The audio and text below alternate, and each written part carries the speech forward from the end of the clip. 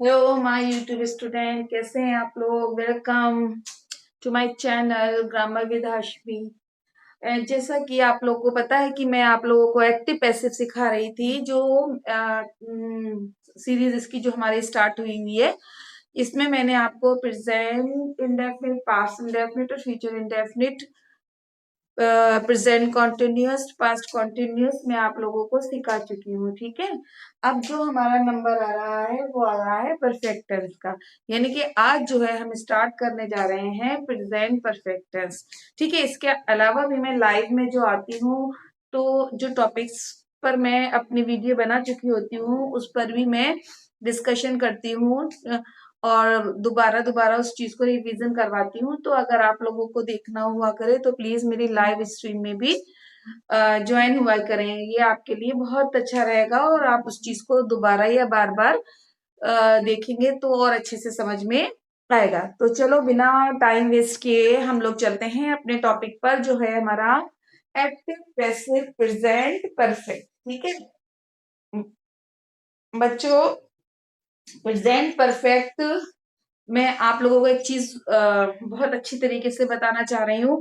वो ये है कि एक्टिव से पैसिव बनाने से पहले जो भी सेंटेंस है उसको पहचानना बहुत जरूरी है कि वो कौन सा टेंस है। ठीक है, सबसे पहला सॉल्यूशन तो आपके पास ये है कि मैंने जो है टेंस की सारी सीरीज बना रखी है।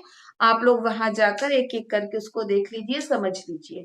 ठीक है, और अगर फिर भी आपको चीजें समझ मतलब नहीं आ रही हैं या कुछ है तो आप मुझसे पूछ सकते हैं। लेकिन इसके अलावा भी मैं आपको एक शॉर्टकट रास्ता बता रही हूँ जिससे आप आइडेंटिफाई कर पाओगे कि ये कौन सा टेंस है। देखिए, अगर आप प्रेजेंट इंडेफिनिट में हो या इंडेफिनिट में हो, ठीक है, तो बहुत ही आसान है कि अगर आपके टेंस सेंटेंस के अंदर कोई भी हेल्पिंग वर्ब नहीं लगा है, यानी कि इज, आर, एम, वॉज, वर अगर नहीं लगा है तो वो आपका कौन सा टेंस हो जाएगा, इंडेफिनिट होगा। ठीक है, अब इंडेफिनिट में भी मान लीजिए दो हो गए हमारे, तीन है प्रेजेंट, पास्ट और फ्यूचर। ठीक है, फ्यूचर तो आराम से समझ में आ जाता है क्योंकि उसमें विल शेयर लगा हुआ होता है पहले से ही, तो फ्यूचर को तो आइडेंटिफाई करना ज्यादा मुश्किल नहीं होता। लेकिन प्रेजेंट और पास्ट में क्या करना होता है कि जहां पर भी अगर आपके वर्ब में एस या ईएस लगा है या कुछ भी नहीं लगाया, वर्ब की फर्स्ट फॉर्म है, तो वो आपका प्रेजेंट इंडेफिनिट हो जाता है। और अगर सेकंड फॉर्म लगी हुई है तो वो हो जाती है आपका पास्ट इंडेफिनिट। तो सिंपल सा है कि अगर आप इंडेफिनिट को का पैसिव बनाएंगे तो इज, एम, आर लगा करके बना लेंगे, और अगर पास्ट का है तो वॉज, वर लगा करके बना लेंगे, और अगर विल शेल लगा है तो विल बी और शेल बी लगा करके उसको हम बना लेंगे। ठीक है, और अगर कॉन्टिन्यूअस है, कॉन्टिन्यूअस की पहचान सीधी सीधी बहुत आसान होती है, उसमें हेल्पिंग वर्ब भी होता है और आई एन जी लगा हुआ होता है। जैसे कुकिंग, जैसे I am writing a letter, ठीक है, शी इज कुकिंग फूड, तो वो आई एन जी लगा होता है, तो वो उसमें हमें आराम से आइडेंटिफाई आ जाता हो जाता है कि ये हमारा कौन सा है, कॉन्टिन्यूअस टेंस है। और कॉन्टिन्यूअस टेंस में बी इंग लगता है। ठीक है, B E I N G, being, ठीक है, वो ऐड होता है और आपका पैसिव बन जाता है। ये आसान तरीका मैंने आपको बताया है जो आप आइडेंटिफाई कर पाए टेंस को। ठीक है, अब हमारा जो आता है परफेक्ट टेंस। देखो बच्चों, परफेक्ट टेंस में का भी आइडेंटिफाई करना बहुत आसान होता है। उसमें हैज, हैव लगा होता है या पास्ट में हैड लगा होता है। ठीक है, और फ्यूचर में विल हैव या शेल हैव लगा होता है। तो ये हमारा परफेक्ट टेंस होते हैं। ठीक है, तो सबसे पहले हम चल रहे हैं, वो है हमारा प्रेजेंट परफेक्ट के ऊपर। बाकी मैं आपको एक एक करके तीनों टेंस बताऊंगी। ठीक है, तो सबसे पहले हमने क्या करना है, प्रेजेंट परफेक्ट। प्रेजेंट परफेक्ट में क्या होता है, सबसे पहले हमारा सब्जेक्ट होता है। ठीक है, उसके बाद यहाँ पर हमारा हैज या हैव होता है। ठीक है, उसके बाद हमारे वर्ब की थर्ड फॉर्म होती है। ठीक, उसके बाद ऑब्जेक्ट होता है। ठीक है, ये हमारा एक्टिव वाला जो है वो होता है। ठीक है, और हम इसको पैसिव में किस तरीके से इसका रूल होगा वो मैं बताती हूँ। क्या होगा, सब्जेक्ट प्लस हैज या हैव, ठीक, और उसके बाद लग जाएगा हमारा बीइंग। और उसके बाद वर्ब की थर्ड फॉर्म, उसके बाद हमारा आएगा बाय, और उसके बाद आएगा हमारा ऑब्जेक्ट। ठीक है बच्चों, कुछ भी मुश्किल नहीं है, बहुत आसान है एक्टिव पैसिव, अगर आप उससे थोड़ा सा कॉन्सेंट्रेट के साथ सीख ले। ठीक है, तो बच्चों मैंने पहला सेंटेंस जो लिखा है, she has one a medal. ठीक है, तो ये हमारा हो गया क्योंकि हैज लगा हुआ है, और तो ये हमारा कौन सा टेंस हो गया, परफेक्ट हो गया, और हैज है तो ये प्रेजेंट है, यानी कि प्रेजेंट परफेक्ट है, वर्ब की हमारी थर्ड फॉर्म हो गई। अच्छा, इसमें परफेक्ट टेंस में एक और चीज जो है हमारे लिए सही होती है, वो ये होती है कि हमें थर्ड फॉर्म में कंफ्यूजन कुछ नहीं होता, क्योंकि ऑलरेडी इसमें थर्ड फॉर्म ही लगी हुई होती है। तो वहां क्योंकि हमें पैसिव में भी क्या होता है, वर्ब की थर्ड फॉर्म लगानी होती है, कभी कभी वहां पर कंफ्यूजन हो जाता है कि भाई वर्ब की थर्ड फॉर्म क्या होती है, लेकिन परफेक्ट टेंस में ये कंफ्यूजन भी आपको बिल्कुल नहीं होगा। क्यों? क्योंकि इसमें पहले से ही वर्ब की थर्ड फॉर्म लगी हुई होती है। ठीक है, चलिए अब मैं आपको एक चीज और बता देती हूँ कि यहाँ पर हैज और हैव दोनों होते हैं।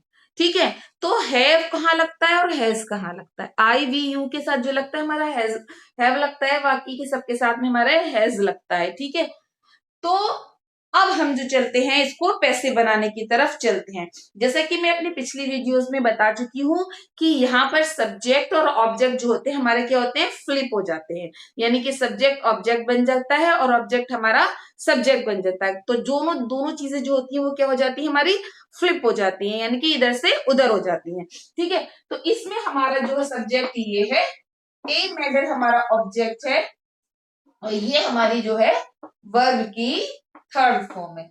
बचा क्या हमारा, हैज। ठीक है, अब बच्चों जब हम इसको जब फ्लिप करेंगे, पहले तो मैं आपको ऐसे ही बता रही हूँ क्योंकि इसमें चेंज कुछ नहीं होना है। देखिए, तो सबसे पहले हम ए मेडल को यहाँ पर फ्लिप करके लेकर आएंगे, ए मेडल। ठीक है, और उसके बाद मेडल के साथ भी हमारा क्या लगेगा, हैज, और उसके बाद बच्चों क्या लगाएंगे, बीन। बस ये बीन लगाना है, बाकी सब जो पहले से बना रहे हैं हम वही होगा। बाई शी का क्या हो जाएगा, हर हो जाएगा। ठीक है, कुछ भी नहीं करना है, बस बीन ऐड करना है इसमें। This is the magical word जो इसको पैसिव बना देता है। ठीक है, और बाई लगा करके हम उसको बना लेंगे। ठीक है, समझ आ गया होगा। जैसे अगर मैं और कुछ बोलूं, he has run a race. ठीक है, तो कैसे लिखेंगे, a race has been run by him. ठीक है, तो इस तरीके से हमारा जो है अफर्मेटिव में बन जाता है। ठीक है, तो ये अफर्मेटिव हो गया। आई होप आपको समझ में आ गया होगा, मुझे लगता है आपको बहुत अच्छे से समझ आ ही गया होगा। ठीक है, उसके बाद देखिए अगला है हमारा, I have not given the speech. इसमें क्या लगा हुआ है बच्चों, नॉट लगा हुआ है। नॉट मतलब निगेटिव सेंटेंस। ठीक है, तो इसको भी हमें क्या करना है, फ्लिप करना है, लेकिन अब सवाल आएगा कि हम इस नॉट का क्या करेंगे। ठीक है, तो इस नॉट को जो है बीन और हैज के बीच में लगाएंगे। कहाँ लगाएंगे, बीन और नॉट सॉरी हैव के बीच में। ठीक है, जैसे अब हमारी आ गई द स्पीच। द स्पीच हम पे इधर लेंगे, द स्पीच।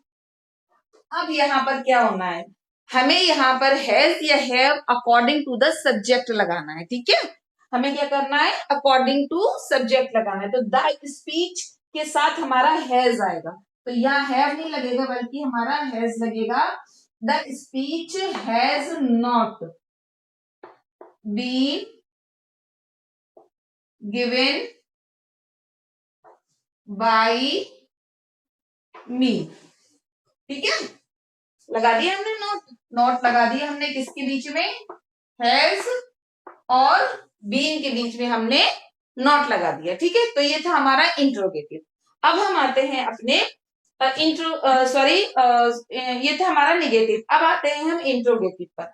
ये है हमारा जैसे हैज द ब्रोकन पेन। ठीक है, आपको पता है कि जो हमारे इंट्रोगेटिव सेंटेंस होते हैं वो दो तरीके के होते हैं, मैं अपनी हर वीडियो में ये चीज बताती हूँ। ठीक है, तो वो आप चीज जरा ध्यान से सुन लिया करें कि ठीक है। तो इसमें क्या होता है, हमारे दो तरीके के होते हैं। सबसे पहला वो होता है जो हमारा हेल्पिंग वर्ब से स्टार्ट होता है, और दूसरा वो होता है जो हमारा WH वाले वाक्यों से स्टार्ट होता है। ठीक है, अब मसला ये आता है कि अब हम इसको किस तरीके से सॉल्व करेंगे। ठीक है, तो इसमें भी कुछ भी नहीं करना है, बस हमें क्या करना है, हैज का हैज ही लिख देंगे, हैज, और इसके बाद हम जो है सब्जेक्ट और ऑब्जेक्ट को फ्लिप करेंगे। हैज द पेन, अब यहां पर जो है हम बीन लगाएंगे। क्या लगाएंगे? Been. Been broken by her. ठीक है, ये ठीक है। तो लब्बैक अल्लाहुम्मा लब्बैक लब्बैक ला शरीक लक लब्बैक इन्नल